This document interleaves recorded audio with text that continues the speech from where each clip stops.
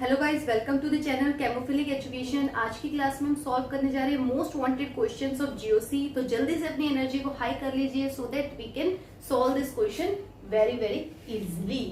देखिए, correct energy diagram पूछ रहा है फॉर अमीन इन्वर्जन। अगर अमीन इन्वर्ट हो रही है तो अमीन इन्वर्जन हो कैसे रही है, हमें ये देखना पड़ेगा कि इसके पीछे मैकेनिज्म क्या, किस तरह से हो रही है।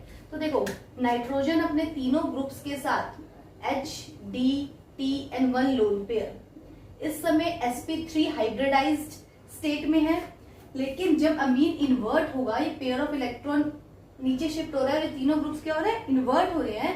तो इसी हो कैसे रहा है, इस प्रोसेस में होता क्या है कि ये जो तीनों ग्रुप्स हैं, हाइड्रोजन, ड्यूट्रियम, ट्रिटियम, ये क्या होंगे, एक प्लेन में आ जाएंगे। ठीक है, एक प्लेन में किस तरह से, हाइड्रोजन जो होगा ये बिहाइंड द बोर्ड, हम इस तरह से मान सकते हैं। ड्यूट्रियम क्या होगा, इस सामने निकल रहा है, हाइड्रोजन बिहाइंड द बोर्ड। और जो पेयर ऑफ इलेक्ट्रॉन है वो कहाँ प्रेजेंट होगा, प्योर p ऑर्बिटल में। ठीक है, पेयर ऑफ इलेक्ट्रॉन कहाँ प्रेजेंट है, प्योर p ऑर्बिटल। और जो प्योर p ऑर्बिटल है ये परपेंडिकुलर है इस प्लेन के, ये प्लेन है हमारे पास, और ये प्योर p ऑर्बिटल क्या होगी, इस प्लेन के परपेंडिकुलर इस तरह से। ठीक है, दिस इज प्लेन। ये सपोज करते हैं हम, ये क्या होगा हमारे पास ड्यूट्रियम, ये हमारे पास इधर पीछे हाइड्रोजन। तो ये हमारे पास जो पेयर ऑफ इलेक्ट्रॉन है परपेंडिकुलर होगा इस प्लेन के। तो इस समय नाइट्रोजन जो है वो sp2 हाइब्रिडाइज स्टेट में आ गया। ठीक है, क्योंकि पेयर ऑफ इलेक्ट्रॉन हम हाइब्रिडाइज्ड ऑर्बिटल ना ऑक्यूपाई करके ये किस ऑर्बिटल में प्रेजेंट है, प्योर p ऑर्बिटल। और अभी ये किस स्टेट में है, इधर hybridised orbital, sp3 hybridised orbital में प्रेजेंट है। अब क्या होगा, ये पेयर ऑफ इलेक्ट्रॉन शिफ्ट हो जाएगा डाउनवर्ड्स, और ये जो ग्रुप्स होंगे ये अपनी पोजीशन वापस से ले लेंगे, और ये जो नाइट्रोजन का स्टेट होगा वापस से sp3 हाइब्रिडाइज स्टेट में। तो ड्यूरिंग अमीन इन्वर्जन हमें ध्यान रखना है, sp3 हाइब्रिडाइज स्टेट कन्वर्ट हो रहा है sp2 हाइब्रिडाइज स्टेट में, और फिर sp2 हाइब्रिडाइज स्टेट वापस से किसमें कन्वर्ट हो रहा है, sp3 हाइब्रिडाइज स्टेट में। So this has to be very clear. और इस प्रोसेस में ये नाइट्रोजन sp2 हाइब्रिडाइज हो रहा है क्योंकि पेयर ऑफ इलेक्ट्रॉन प्रेजेंट है प्योर p ऑर्बिटल में। ठीक है, तो हमें ये पता लग गया ट्रांजिशन स्टेट sp2 हाइब्रिडाइज्ड है। ठीक है, सेकंड हमारे पास बात हमें पता होनी चाहिए, ये दोनों क्या है, आपस में मिरर इमेज है। दोनों नाइट्रोजन जो इन्वर्टेड है ये आपस में मिरर इमेज है। तो मिरर इमेज होने की वजह से energy of first and third, या हम इसे बोल सकते हैं A, इसको बोल सकते हैं B। Energy of A is equals to energy of B, दोनों की एनर्जी क्या होगी, इक्वल। तो let's just see in diagram. इस डायग्राम में एनर्जी ऑफ A इक्वल नहीं है एनर्जी ऑफ B के, इसमें भी इक्वल नहीं है तो ये भी क्रॉस हो गया, इधर भी इक्वल ही नहीं है।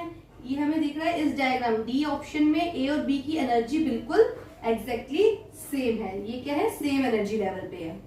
ठीक है, और हमारे पास ये जो स्टेट है ट्रांजिशन स्टेट, ये ट्रांजिशन स्टेट होती है, जो पीक होती है ट्रांजिशन स्टेट को रिप्रेजेंट कर रही है, और ये ट्रांजिशन स्टेट जो है sp2 हाइब्रिडाइज्ड है। तो हम बोलेंगे डी जो होगा हमारा करेक्ट आंसर होगा। क्वेश्चन नंबर 2 में बात कर रहे हैं लोएस्ट pKa टिक करना है। तो लोएस्ट pKa के लिए हमें क्या देखना होगा, देखिए लोएस्ट pKa की बात कर रहे हैं मतलब वो एसिडिटी कंपेयर करवाना चाहता है। ठीक है, अगर कोई मॉलिक्यूल उसकी एसिडिटी ज्यादा है, एसिडिक करेक्टर ज्यादा है, इट मीन्स उसका Ka क्या होगा, हाई होगा। अगर एसिडिटी ज्यादा है, एसिडिटी हाई है तो उसका Ka हाई होगा, और अगर Ka उसका हाई है तो उसका pKa क्या होगा, लो होगा। ठीक है, लोएस्ट pKa, तो वो यही पूछ रहा है, लोएस्ट pKa के बारे में पूछ रहा है। लोएस्ट pKa का मतलब है एसिडिक करेक्टर उसका हाई हो। तो हमें इनडायरेक्टली ये टिक करना है कि ABCD में से कौन सबसे ज्यादा एसिडिक है। ठीक है, तो एसिडिक करेक्टर को चेक करने के लिए हमेशा हमें क्या करना है, एसिडिक हाइड्रोजन को रिमूव करना है और उधर नेगेटिव चार्ज बना लेना है। जो नेगेटिव चार्ज मोस्ट स्टेबल होगा वो कंपाउंड क्या होगा, most acidic. Let's just see, हम क्या करेंगे, यहाँ से हाइड्रोजन हटाते हैं, इधर नेगेटिव चार्ज बनाते हैं।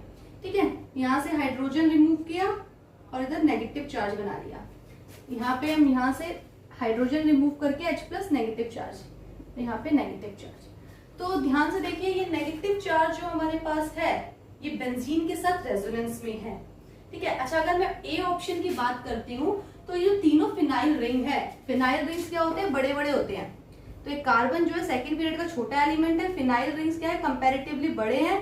तो ये जो 3 फिनाइल रिंग्स हैं these are not in same plane with C negative. ये जो 3 फेनाइल रिंग्स है ये इतने बड़े बड़े हैं, इतने बल्कि हैं कि अगर मैं 3 फेनाइल रिंग इधर लगा रही हूँ, इधर भी एक और फेनाइल रिंग, तो ये आउट ऑफ द प्लेन जा रहे हैं। ठीक है, इस तरह से। एक सेकेंड, ये जो 3 फेनाइल हमारे पास रिंग्स हैं, अगर सपोज करो 3 फेनाइल रिंग है, तो 3 फेनाइल रिंग ये एक प्लेन में नहीं है, एक रिंग ऊपर हो जाएगी, एक नीचे, आउट ऑफ द प्लेन चली जाएगी। ठीक है, इस तरह से ये अपनी पोजीशन को क्या करेगी, चेंज कर लेगी, ये अपनी पोजीशन को ऊपर नीचे कर लेगी। तो अगर ये आउट ऑफ द प्लेन चली गए तो नेगेटिव चार्ज ये तीनों फेनाइल रिंग के साथ रेजोनेंस में नहीं है। ठीक है, this negative charge is not in resonance with 3 phenyl ring. तीनों फेनाइल रिंग के साथ negative charge not in resonance with 3 phenyl ring. ठीक है, तीनों फेनाइल रिंग के साथ रेजोनेंस में नहीं है बिकॉज ये आउट ऑफ द प्लेन हो रही है। ठीक है, अच्छा अब हम डी ऑप्शन को, अगर इसमें 2 फेनाइल रिंग्स है, ठीक है, अच्छा अब हम डी ऑप्शन को देखते हैं, तो डी ऑप्शन में भी 3 फेनाइल रिंग है, लेकिन ये 3 फेनाइल रिंग हमारे पास अब कंडीशन है, अब ये आउट ऑफ प्लेन चेंज नहीं कर सकती, ये बॉन्ड के थ्रू क्या है, परमानेंटली फिक्स हो गई है एक ही प्लेन में। ध्यान से देखिए, इन बॉन्ड्स के थ्रू ये क्या हो गई, एक ही प्लेन में क्या हो चुकी है, फिक्स हो चुकी है। अब ये नेगेटिव चार्ज तीनों फेनाइल के साथ बहुत इजीली रेजोनेंस कर सकता है, क्योंकि इन बॉन्ड ने 3 फेनाइल रिंग को इस कार्बन के साथ एक ही प्लेन में कर दिया। अब ये ऊपर नीचे ट्विस्ट नहीं हो सकती, हिल नहीं सकती, अब इनके पास कोई ऑप्शन नहीं है। तो ये नेगेटिव चार्ज तीनों फेनाइल रिंग के साथ अगर रेजोनेंस में है, तो हम बोलेंगे कि ये जो नेगेटिव चार्ज है ये मोस्ट स्टेबल है due to most effective resonance, most effective resonance with 3 phenyl ring. ठीक है, तो ये मोस्ट स्टेबल हो जाएगा, ये नेगेटिव चार्ज मोस्ट स्टेबल, तो मैं बोलूंगी ये जो हमारे पास डी है ये क्या होगा, एसिडिक, ये मोस्ट एसिडिक, तो करेक्ट आंसर हो जाएगा डी। ठीक है, तो हमें ध्यान रखना है रेजोनेंस में पोलैरिटी की कंडीशन का होना बहुत ही मैंडेटरी है। हमें क्या करना है, H+ को रिमूव करना है, एसिडिक हाइड्रोजन को रिमूव करके चेक करना है कि कॉन्जुगेट बेस उसका कितना स्टेबल बन रहा है। तो देखो यहां से अगर हम फर्स्ट से H+ को रिमूव करते हैं, यहाँ से H+ को रिमूव करेंगे, इस हाइड्रोजन को अगर रिमूव करते हैं तो यहाँ पॉजिटिव चार्ज इसका न्यूट्रलाइज हो जाएगा और ये हमारे पास पेयर ऑफ इलेक्ट्रॉन इस पे आ जाएगा। ठीक है, तो ये न्यूट्रल बन गया। अगर यहाँ से H+ को निकालते हैं सेकंड में से, तो इधर नेगेटिव चार्ज आएगा। ठीक है, यहाँ से H+ को निकालते हैं तो ऑक्सीजन पे नेगेटिव चार्ज आएगा। नाइट्रोजन से H+ निकालेंगे तो नाइट्रोजन का पॉजिटिव न्यूट्रलाइज हो जाएगा और H+ रिमूव हो जाएगा। ये कॉन्जुगेट बेस है। फर्दर बस अब हमें क्या करना है, कॉन्जुगेट बेस की स्टेबिलिटी को चेक करना है। तो हम देखेंगे फर्स्ट और फोर्थ न्यूट्रल है, हमें ध्यान रखना है पॉजिटिव, नेगेटिव और न्यूट्रल में, न्यूट्रल स्पीशीज जो होते हैं वो मोस्ट स्टेबल होते हैं जिन पे कोई चार्ज प्रेजेंट ना हो। तो first and fourth are most stable, हम कह सकते हैं फर्स्ट एंड फोर्थ ये स्टेबल होंगे बिकॉज ये न्यूट्रल है। फर्दर फर्स्ट और फोर्थ में से हमारे पास कौन ज्यादा एसिडिक है, कहां से H+ जल्दी निकलेगा, तो हम जानते हैं कि नाइट्रोजन जो होता है अपना pair of electron easily H+ को दे देता है। ठीक है, ये हमारे पास क्या होता है, ऑक्सीजन ज्यादा इलेक्ट्रोनेगेटिव है, ऑक्सीजन यहाँ पे H+ था, यहाँ पे हाइड्रोजन था, पॉजिटिव चार्ज था। हम जानते हैं ऑक्सीजन जो है ज्यादा इलेक्ट्रोनेगेटिव है तो ये इजीली H+ रिलीज करेगा। ठीक है, ऑक्सीजन जो होता है ज्यादा इलेक्ट्रोनेगेटिव है compare to nitrogen, so oxygen releases H+ easily. Oxygen जल्दी से H+ अगर रिलीज करेगा तो हम बोल सकते हैं कि first is more acidic then fourth. After that second और थर्ड, इन पे नेगेटिव चार्ज आ रहा है। नेगेटिव चार्ज नाइट्रोजन और ऑक्सीजन में से किस एटम पे स्टेबल होगा, ऑक्सीजन पे नेगेटिव चार्ज ज्यादा स्टेबल होता है compare to nitrogen, because oxygen क्या है, ज्यादा इलेक्ट्रोनेगेटिव, ऑक्सीजन की इलेक्ट्रोनेगेटिविटी हाई है, तो negative charge more stable on oxygen. तो अगर ज्यादा स्टेबल है तो ज्यादा एसिडिक हो गई ये वाला compound, first second third, then last में क्या होगा, सेकंड। तो इस तरह से हम क्या करेंगे, ऑर्डर इसका देख सकते हैं। ठीक है, क्वेश्चन नंबर 4 पूछ रहा है compare the bond length A and B। हमें A B bond length compare करनी है। ओके तो जब भी बॉन्ड लेंथ कंपेयर करने का क्वेश्चन आता है तो हमें सबसे पहले चेक करना होता है जो बॉन्ड लेंथ कंपेयर हो रही है वो सेम एटम्स के बीच में होनी चाहिए। जैसे इधर कंपैरिजन है कार्बन और ऑक्सीजन के बीच की बॉन्ड लेंथ ए, इधर भी कार्बन और ऑक्सीजन के बीच की bond length A. In case कभी इस तरह से कंपेयर करवा ले, कार्बन ऑक्सीजन की बॉन्ड लेंथ को कंपेयर करवा लेता है, सपोज करते हैं हम सिलिकॉन ऑक्सीजन की, तो हम कंपैरिजन नहीं कर सकते। ठीक है, कंपैरिजन इन द सेंस कि हमें पता है कि ये सिलिकॉन एटम जो है ये क्या होगा, ये बड़ा होगा। कार्बन नाइट्रोजन कोई और बॉन्ड लेंथ कंपेयर करवा रहा है कार्बन फ्लोरीन, ठीक है, तो हमें पता है कि ये अलग अलग एटम्स है, तब हम इनकी बॉन्ड लेंथ को आपस में कंपेयर नहीं करेंगे। हमें कंपैरिजन के लिए सबसे पहले चेक करना होगा जो एटम्स है वो क्या होने चाहिए, सेम होने चाहिए। ऑक्सीजन और कार्बन, इधर भी क्या है ऑक्सीजन एंड कार्बन, तो bond length A and B को हमें कंपेयर करना है। ठीक, अगर इन केस यहाँ पे एटम चेंज कर देता, यहाँ पे एटम कुछ और रख देता, OH रख देता, ठीक है, तो इस केस में हम क्या कहते हैं कि हमारे पास जो बॉन्ड लेंथ है कैन नॉट बी प्रिडिक्टेड। ठीक है, लेकिन अभी इधर CH3 ही है, तो हम क्या करेंगे, हम देखेंगे बॉन्ड लेंथ के बारे में हमें पता लगाना है। ये भी कार्बन ऑक्सीजन, ये भी कार्बन ऑक्सीजन, तो इधर हमें दिख रहा है रेजोनेंस हो रही है। रेजोनेंस की वजह से इधर क्या आ जाएगा, पार्शियल डबल बॉन्ड करेक्टर। ठीक है, ए में partial double bond character, B क्या है हमारे पास, ये नॉर्मल सिंगल बॉन्ड है, तो पार्शियल डबल बॉन्ड करेक्टर आने से इसकी बॉन्ड लेंथ क्या हो जाएगी, डिक्रीज हो जाएगी। तो ए की बॉन्ड लेंथ कम होगी compare to B because of partial double bond character. हमें पता है डबल बॉन्ड जो होता है वो सिंगल बॉन्ड से हमेशा ही क्या होगा, बॉन्ड लेंथ में छोटा होगा। तो करेक्ट आंसर क्या हो जाएगा, बॉन्ड लेंथ ए की क्या होगी, छोटी होगी, that is option number B, then A. So this is about bond length. Question number 5, question number 5 में पूछ रहा है which of the following reaction is not favourable, कौन सी रिएक्शन इनमें से नहीं होगी, प्रोडक्ट नहीं बनेगा दिस रिएक्शन में। तो अगर कभी भी कोई ऐसा क्वेश्चन आए तो हमें क्या करना है, ये ध्यान से चेक करना है रिएक्शन क्या है, this is acid based reaction, ये एसिड बेस्ड रिएक्शन हो रही है। ये नेगेटिव क्या करेगा, यहां से H+ निकालेगा और ऑक्सीजन पे नेगेटिव डालेगा, यही रिएक्शन पॉसिबल हो सकती है। ठीक है, तो रिएक्शन इन सब में जो रिएक्शन पॉसिबल है वो है एसिड बेस्ड रिएक्शन। और अगर ये रिएक्शन होती है तो क्या आ जाएगा, EtOH बन जाएगा प्लस फेनॉक्साइड आयन, ऑक्सीजन पे नेगेटिव आ गया, ये फेनॉक्साइड आयन फॉर्म हो गया। ठीक है, अगर ये रिएक्शन होती है K पॉजिटिव H नेगेटिव, ठीक है, तो H नेगेटिव क्या करेगा, यहाँ से ये बेस की तरह वर्क करेगा और ये क्या होगा एसिड, यहाँ से H+ निकालेगा तो ये H2 फॉर्म हो गया प्लस EtO नेगेटिव। ठीक है, O negative K positive, negative charge किस पे आ गया, ऑक्सीजन पे। ठीक, तो हमें क्या चेक करना है इन सब रिएक्शंस पे कि नेगेटिव चार्ज किस पे स्टेबल है। अगर रिएक्टेंट साइड पे नेगेटिव चार्ज अगर स्टेबल है तो रिएक्शन कभी भी फॉरवर्ड नहीं जाएगी, रिएक्शन क्या रहेगी, हमेशा बैकवर्ड रहेगी, तो रिएक्शन ये कभी भी पॉसिबल नहीं होगी। ठीक है, तो हम देखेंगे EtO नेगेटिव, इस पे ऑक्सीजन पे नेगेटिव है, इधर भी ऑक्सीजन पे नेगेटिव है। ठीक है, लेकिन ये इथाइल ग्रुप है, इथाइल ग्रुप क्या करता है, CH3 CH2 O नेगेटिव, ये तो प्लस आई से क्या करेगा, O नेगेटिव को डिस्टेबलाइज करेगा। लेकिन ये जो नेगेटिव है ये रेजोनेंस में है बेंजीन के साथ, अगर ये रेजोनेंस में है बेंजीन के साथ तो ये मोर स्टेबल है, रेजोनेंस स्टेबलाइज्ड। तो अगर ये स्टेबल है तो हम क्या बोलेंगे, रिएक्शन फॉरवर्ड डायरेक्शन में रहेगी, हाँ भाई दिस रिएक्शन इज फेवरेबल। ठीक है, नेक्स्ट रिएक्शन की बात करेंगे तो हमने क्या बनाया, इसमें H2 फॉर्म हो गया और अगर EtO नेगेटिव, तो नेगेटिव चार्ज किस पे, ऑक्सीजन पे, नेगेटिव चार्ज इधर किस पे है, हाइड्रोजन पे।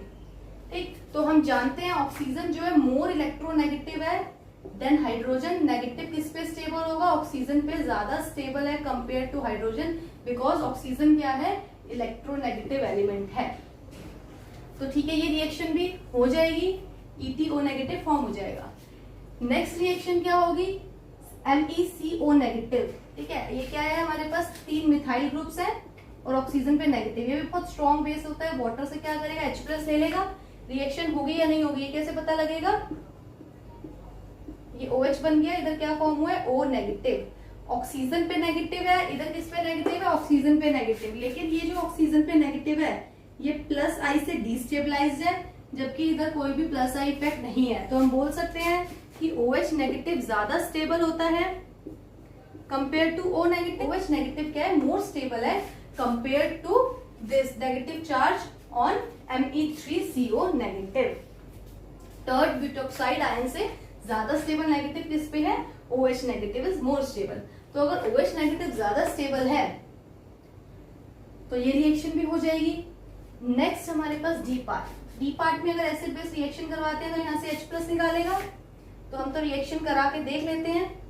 H+ निकालेगा तो यहाँ पे OH फॉर्म हो गया प्लस CH3O नेगेटिव। इधर किस पे है negative? CH3O negative plus I से ये क्या होगा? डीस्टेबलाइज, ये नेगेटिव डीस्टेबलाइज है प्लस I, और इधर जो नेगेटिव है दिस इज रेजोनेंस स्टेबलाइज्ड, ये रेजोनेंस स्टेबलाइज्ड है। तो सिर्फ डी में हमारे पास क्या है? नेगेटिव चार्ज रिएक्टेंट पे ज्यादा स्टेबल है, तो ये रिएक्शन फॉरवर्ड नहीं जाएगी। तो करेक्ट ऑप्शन क्या हो जाएगा? D. This reaction will not occur, क्योंकि इस पे नेगेटिव चार्ज कहाँ पे प्रेजेंट है?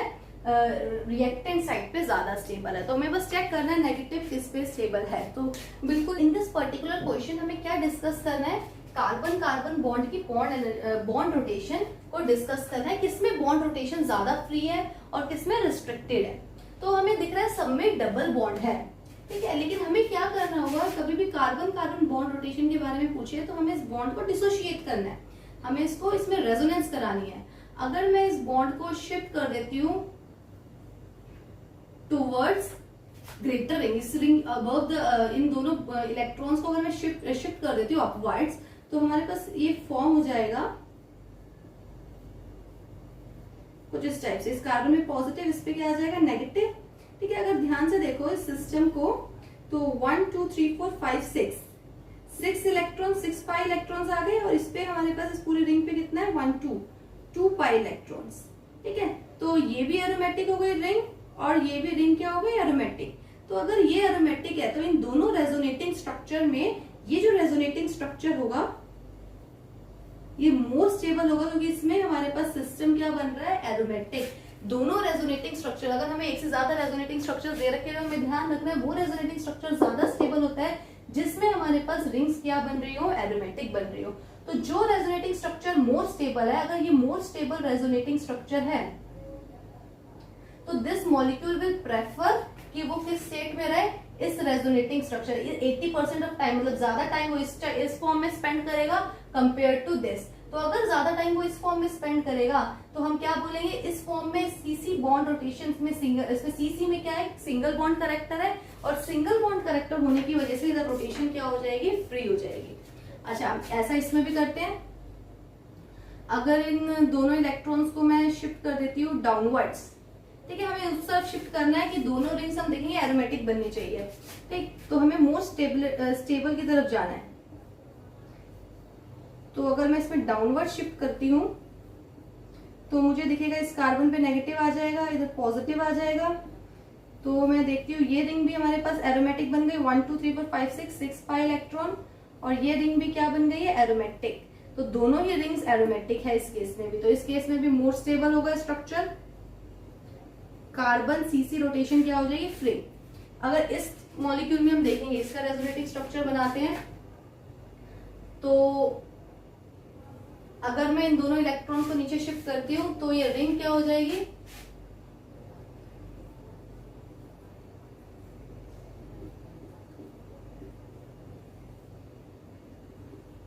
नेगेटिव, इधर आ जाएगा पॉजिटिव। तो ये तो एरोमेटिक हो गई, लेकिन ये रिंग जो है नीचे वाली 1 2 3 4 पाई इलेक्ट्रॉन, ये कैसी हो जाएगी? Anti aromatic. तो अगर ये रिंग एंटी एरोमेटिक है, अगर रिंग एंटी एरोमेटिक है तो दिस स्टेबल, ये जो सिस्टम है ये हमारे पास इतना स्टेबल नहीं है। तो अगर ये स्टेबल नहीं है तो ये क्या रहेगा? डबल बॉन्ड करेक्टर को प्रेफर करना, डबल बॉन्ड करेक्टर को रखना प्रेफर करेगा।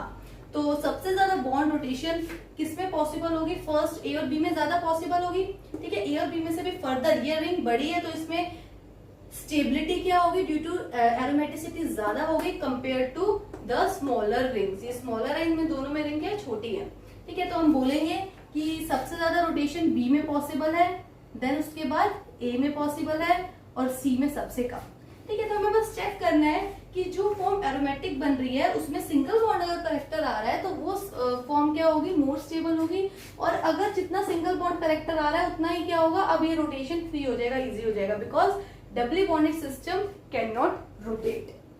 This is last question. इस क्वेश्चन में पूछ रहा है, कंपेयर करना है हमें acidic strength of the following hydrocarbon, A से एफ तक इनकी एसिडिक स्ट्रेंथ को कंपेयर करना है।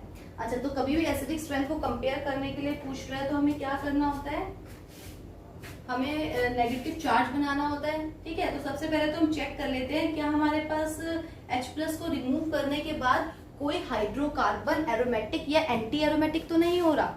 तो अगर हम ए के केस में देखें, ए जो होगा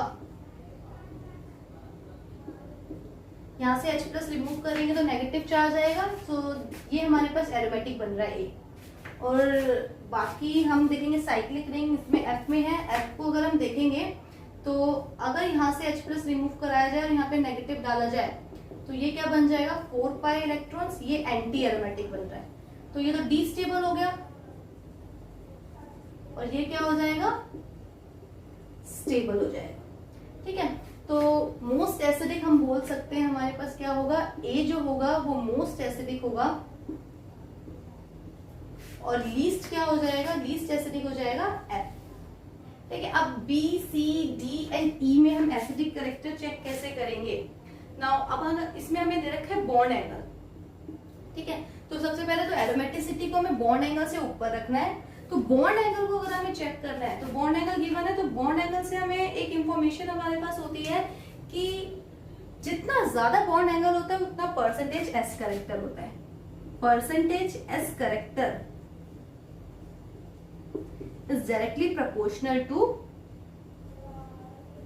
बॉन्ड एंगल, या हम बोल सकते हैं बॉन्ड एंगल जो होता है वो डायरेक्टली प्रोपोर्शनल होता है किसके, परसेंटेज एस कैरेक्टर। तो जिसका बॉन्ड एंगल हाईएस्ट होगा उस मॉलिक्यूल, उस ऑर्बिटल में परसेंटेज एस कैरेक्टर क्या होगा, हाई होगा। और अगर उस ऑर्बिटल में परसेंटेज एस कैरेक्टर हाई है तो it means high percentage S character का मतलब है एसिडिक स्ट्रेंथ क्या हो जाएगी, high. High percentage S character का मतलब है एसिडिक स्ट्रेंथ क्या हो जाएगी, high, because high percentage S character का मतलब है मोर इलेक्ट्रोनेगेटिविटी, मोर इलेक्ट्रोनेगेटिविटी। तो हमने एक बात सीखी कि बॉन्ड एंगल जो होता है वो डायरेक्टली प्रोपोर्शनल है परसेंटेज एस कैरेक्टर के। ज्यादा बॉन्ड एंगल मतलब percentage S character high, high percentage S character मतलब more electronegative, more electronegativity in that orbital. और जितना ज्यादा इलेक्ट्रोनेगेटिविटी होगी उतना ज्यादा क्या होगा, एसिडिक स्ट्रेंथ। तो बॉन्ड एंगल और acidic strength are directly related. तो अब हमें यही करना है, मैक्सिमम बॉन्ड एंगल किस केस में, ई के केस में 180 डिग्री। तो ई क्या हो जाएगा, मोस्ट इलेक्ट्रोनेगेटिव। देन उसके बाद बॉन्ड एंगल आ रहा है 128 डिग्री। तो उसके बाद आ गया डी, देन उसके बाद आ रहा है बॉन्ड एंगल 117 सी, देन उसके बाद लास्ट लीस्ट बॉन्ड एंगल किसका है, बी का। तो ये आ गया बी। तो ये हमने लगाया किसके अकॉर्डिंग, बॉन्ड एंगल को देखते हुए। ठीक है, बॉन्ड एंगल से भी ज्यादा किसको प्रेफरेंस देते हैं, एरोमेटिसिटी को। तो A is highest and least is F, और इसके बीच में आ जाएगा ई डी सी बी और सबसे कम एफ। तो इस तरह से हम क्या कर सकते हैं, अरेंज कर सकते हैं बॉन्ड एंगल को देखते हुए एसिडिक कैरेक्टर के ऑर्डर में। तो please be very careful. So last में जाते जाते हम सीखेंगे एक बहुत ही fundamental concept of organic chemistry. Acidic strength को कंपेयर करते समय हमें एक कंसेप्ट हमें याद रखना है कि फॉर्मिक एसिड जो होगा वो मोर एसिडिक होता है देन बेंजोइक एसिड, और बेंजोइक एसिड ज्यादा एसिडिक होता है कंपेयर टू एसिडिक एसिड। बच्चे ज्यादातर इस क्वेश्चन में हमेशा कंफ्यूज रहते हैं और ये जो ऑर्डर है कभी पूछ लेता है तो हमेशा इसको उल्टा सीधा कर देते हैं। तो प्लीज जरा इसको ध्यान से देखिए, फॉर्मिक एसिड ज्यादा एसिडिक है, हमें क्या करना है, नेगेटिव चार्ज बनाना है। कॉन्जुगेट बेस अगर हम इसके ड्रॉ करेंगे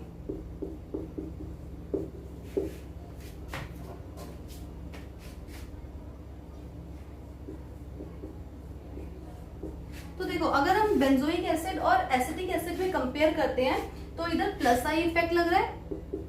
ठीक है, और बेंजीन के केस में क्या इफेक्ट लग रहा है, plus R. Benzene plus R से क्या कर रहा है, CO नेगेटिव को देता है प्लस आर, लेकिन प्लस आर के साथ इधर क्या लगता है, माइनस आई। तो इन केस ऑफ बेंजीन और एसिडिक एसिड को जब हम कंपेयर करते हैं तो हमें ध्यान रखना है जो माइनस आई इफेक्ट होता है बेंजीन का वो ज्यादा डोमिनेटिंग होता है compare to plus R. Plus R effect लग रहा है, बनना ही हुआ, प्लस आर इफेक्ट लग रहा है, बट हमारे इस केस में जब हम बेंजोइक को कंपेयर करते हैं एसिटिक एसिड से तो माइनस आई जो होता है बेंजीन का, बेंजीन खींच भी रहा है इलेक्ट्रॉन डेंसिटी को वाया दिस सिग्मा बॉन्ड, तो माइनस आई इफेक्ट ज्यादा स्ट्रॉन्गर होता है। इस वजह से ये जो हमारे पास आयन है नेगेटिव चार्ज, ये क्या होगा, ये कॉन्जुगेट बेस ज्यादा स्टेबल है कंपेयर टू एसिटेट आयन। ठीक है, तो इस वजह से एसिडिक कैरेक्टर क्या होगा, बेंजोइक एसिड का ज्यादा हो जाता है एसिडिक एसिड से, इसको ध्यान रखना है। और फॉर्मिक एसिड का क्या होता है, इन दोनों से ज्यादा होता है, इधर कोई plus I minus I effect नहीं लग रहा, ये मोस्ट स्टेबल है। तो इसको आपको लर्न करना है, एग्जाम में ज्यादा पूछा जाता है। सो this is a tip for today. Next part में हम और भी ज्यादा एक लेवल अप क्वेश्चन के साथ प्रिपेयर करेंगे अच्छे से जीओसी को। सो this is a tip for today. Next lecture में हम क्या करेंगे, नेक्स्ट लेवल पे जाएंगे, थोड़ा सा एडवांस वर्जन उसको और सॉल्व करेंगे, वन स्टेप अहेड जाएंगे, लेवल बी पे या हम कह सकते हैं नेक्स्ट लेवल पे जाके क्वेश्चंस को सॉल्व करेंगे, जहाँ पे डिफिकल्टी लेवल स्लाइटली क्या होगा, हाई होगा देन दिस लेक्चर।